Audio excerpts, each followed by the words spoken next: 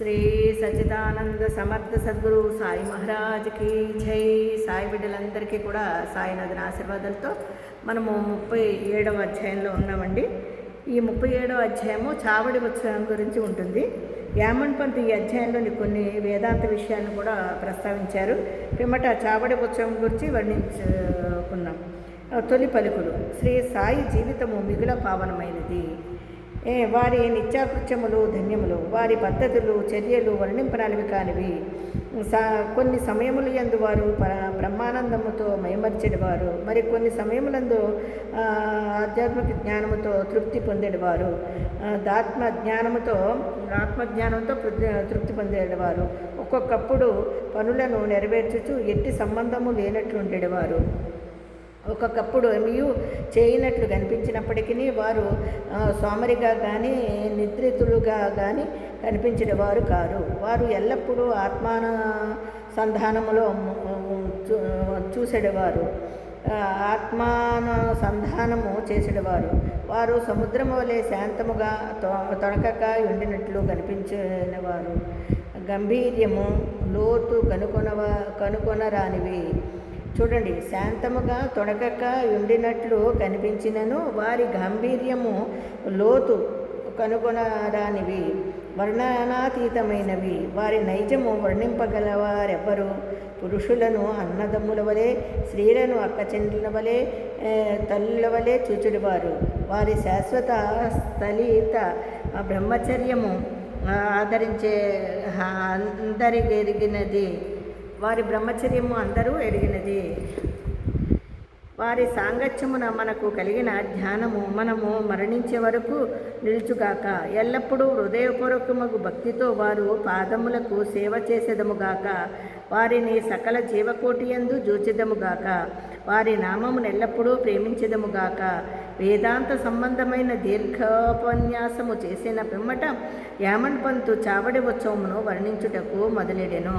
ఇదండి ముందు బాబాగారు ఎంత చూశారు కదా, మనము చెప్పుకున్నట్టుగా ఆయన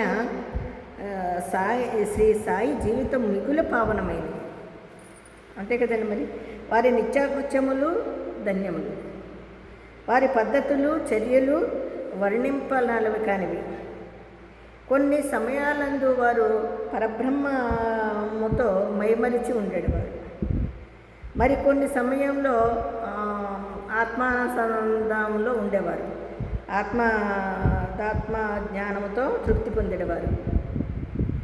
ఒక్కొక్కప్పుడు పనులను నెరవేర్చుచు ఎట్టి సంబంధము, అంటే ఈ ప్రపంచానికి తనకి ఎటువంటి సంబంధము లేనట్టుగా ఉండేవారు. ఒక్కొక్కప్పుడు ఏమీ చేయనట్లు కనిపించేవారు, కానీ వారు సోమరిగా కానీ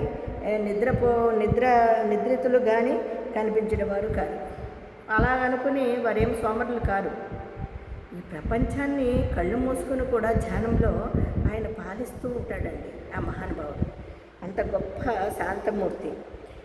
తొణకక్క ఎండినట్లు కనిపించినను వారు గాంభీర్యము లోతు కనుగొనగలమా మనము? ఆయన గాంభీరత్వము, ఆయన లోతుని మనం కనుగొనలేమండి. వర్ణనాతీతమైనవి. వారి నైజము వర్ణింపగలవారెవ్వరు? నిజానికి వారిని ఎలా వర్ణిస్తామండి మనము? పురుషులను అన్నదమ్ముల వలె, స్త్రీలను అక్కచెండ్ల వలె, తల్లుల వలె ఆయన చక్కగా చూస్తుండేవారు. తల్లుల్లా చూసేవారు, అక్కచెండ్లా చూసేవారు. ఆయన ఎంత గొప్పగా ప్రేమించేవారండి. శాశ్వత స్థలిత బ్రహ్మచర్యము అందరూ ఎరిగినది. ఆయన బ్రహ్మచర్యము అందరూ ఎరిగినది.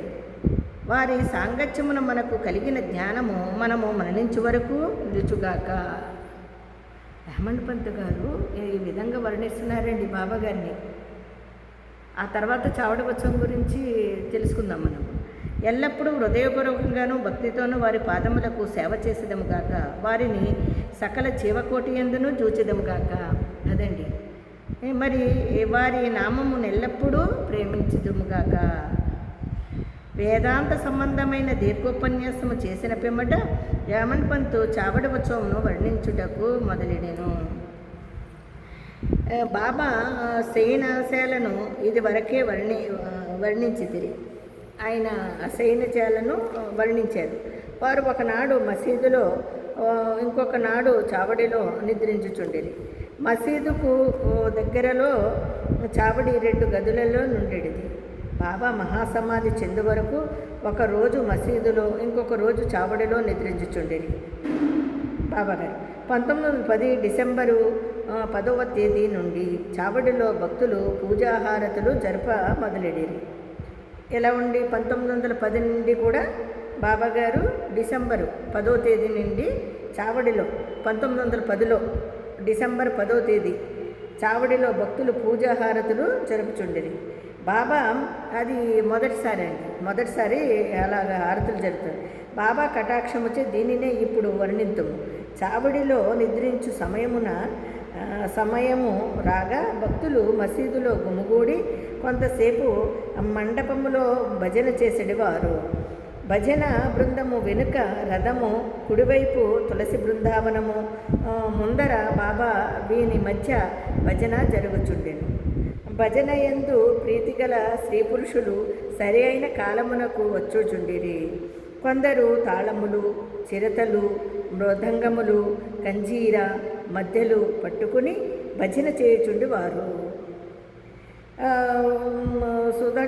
సూదంటు రాయి వలె సాయిబాబా భక్తులందరినీ తమ వద్దకు ఈడ్చుకునేవారు. బయటకు బహిరంగ స్థలములో కొందరు దివిటీలు సరిచేయుచుండిరి, కొందరు పల్లకి అలంకరించుచుండిరి, కొందరు బెత్తములను చేత ధరించి శ్రీ సాయినాథ్ మహారాజ్కి జై అని కేకలు వేయుచుండిరి. మసీదు మూలలు తోరణములతో అలంకరించుచుండిరి. మసీదు చుట్టూ దీపముల వరుసలు కాంతిని వెదజల్లుచుండెను. బాబా గుర్రము శ్యామకర్ణ సజ్జితమైన బయట నిలుచుండెను. అప్పుడు తాత్యాపాటీలు కొంతమందిని వెంటబెట్టుకుని వచ్చి బాబాను సిద్ధముగా నుండోడని చెప్పేవారు. బాబా నిశ్చలముగా కూర్చునేవారు. చూసారా, చావడి ఉత్సవంలో ఇన్ని చేసేవారండి బాబాగారు. ఎలాగా ఆయన శైలిశైల ఇదివరకే వర్ణించి వారు ఒకనాడు మసీదులోను, ఇంకొక నాడు చావడిలోనూ కూడా నిద్రించుతుండేవారండి.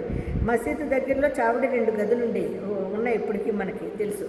చావడి అంటాం, 2 గదులు ఉన్నాయి చూడండి, అటోటి ఇటోటి. కొంతమంది పురుషులు ఒకవైపు స్త్రీలు వెళ్తుంటారే, అది చావడి. బాబా మహాసమాధి చెందు వరకు కూడా ఒకరోజు మసీదులో, ఇంకొక రోజు చావడిలోనూ నిద్రించుండేవారు బాబాగారు. అయితే 1910 డిసెంబర్ 10వ తేదీని మాత్రము చావడిలో కూడా భక్తులు పూజా హారతులు మొదలెట్టారంటండి. అంతకుముందు లేదు, అంతకుముందు చేయలేదు. 1910 డిసెంబర్ 10వ తేదీ నుంచే ఆ విధంగా చేయడం మొదలుపెట్టారంటండి. బాబా కటాక్షంచే దీనిని ఇప్పుడు వర్ణించము. చూసారా, అప్పుడు కొంతమంది కుడివైపు తులసి బృందావనం ఉంది, ఇప్పుడు మనం చూస్తున్నాము. ముందర అదే మసీదులో ఉంది కదండి, తులసి బృందావనం ఉంది. భజన బృందం వెనుక రథం ఉంది. కుడివైపు తులసి బృందావనము, ముందర బాబా వీని మధ్య భజన జరుగుతుండేది. ఇప్పుడు మనం కూర్చున్నా అండి, తాబేలు ఉంటుంది మధ్యలో. బాబా గారికి కుడివైపు తులసి బృందావనాన్ని పెట్టారు.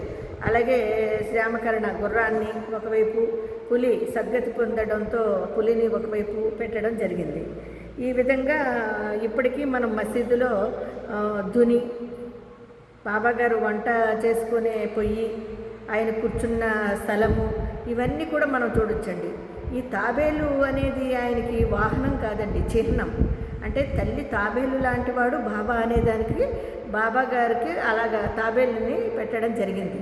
అది చాలామంది తెలియక వాహనం అనుకోవచ్చు, లేదా ఇంకో రకంగా భావించవచ్చు. కానీ ఆ తల్లి తాబేలు లాంటివాడు బాబా, ఆయన గుర్తు అనమాట. అది ఆయన సింబల్. తల్లి తాబేలు లాంటివాడు బాబా గారు. మరి ఆ బిడ్డల్ని చూడండి, కంటి చూపుతోనే సంరక్షిస్తుంది తల్లి తాబేలు. ఆ విధంగా బాబా గారు కూడా మనకి కంటి చూపుతోనే మనల్ని చూస్తున్నారు, సంరక్షిస్తున్నారు. కాబట్టి ఆ విధంగా పెట్టారు. అలాగే చూడండి, స్త్రీ పురుషులు సరైన కాలమున వచ్చుచుండిరి. భజన జరుగుచుండెను. భజన బృందం వెనుక రథము, కుడివైపు తులసి బృందావనం, ముందర బాబా వీని మధ్య భజన జరుగుచుండెను. భజన యందు ప్రీతిగల స్త్రీ పురుషులు సరైన కాలమున వచ్చుచుండిరి. కొంత తాళములు, చిరతలు, మృదంగములు, కంజీర, మధ్యలలు పట్టుకుని భజన చేయుచుండెడివారు. సూదంటు రాయి వలె బాబా భక్తులనందరినీ తమ వద్దకు ఈడ్చుకొనుచుండిరి.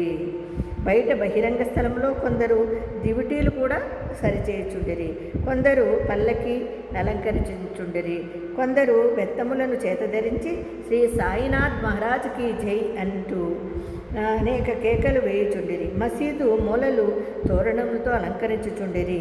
మసీదు చుట్టూ దీపములు వరుసగా కాంతిని వెదజల్లుచూ ఉండేయంటండి. బాబాగారు గుర్రము అంటే సేమకన్నా బయట నిల్చుండును. అప్పుడు తాచాపాటీలు కొంతమందిని వెంటబెట్టుకుని వచ్చి బాబాను సిద్ధముగా నుండుడని చెప్పేవారు. బాబా నిశ్చలముగా కూర్చుండేవారు. తాచాపాటీలు వచ్చి బాబాను చూడండి, బాబా గారు ఇవన్నీ చూస్తూ ప్రశాంతంగా ఉండేవారంటండి. ఉండి సిద్ధముగా ఉండమనేవారు. మరి బాబాగారు నిశ్చలంగా కూర్చుండేవారు. తాచాపాటీలు వచ్చి బాబాను తీసుకుని వెళ్ళేవారండి. బాబాగారిని తీసుకుని ఏ విధంగాని చంకలో చెయ్యి వేసి చూడండి, సంకలో చెయ్యి వేసి లేవనెత్తుచుండెను బాబా. ఎవరు? చాచి.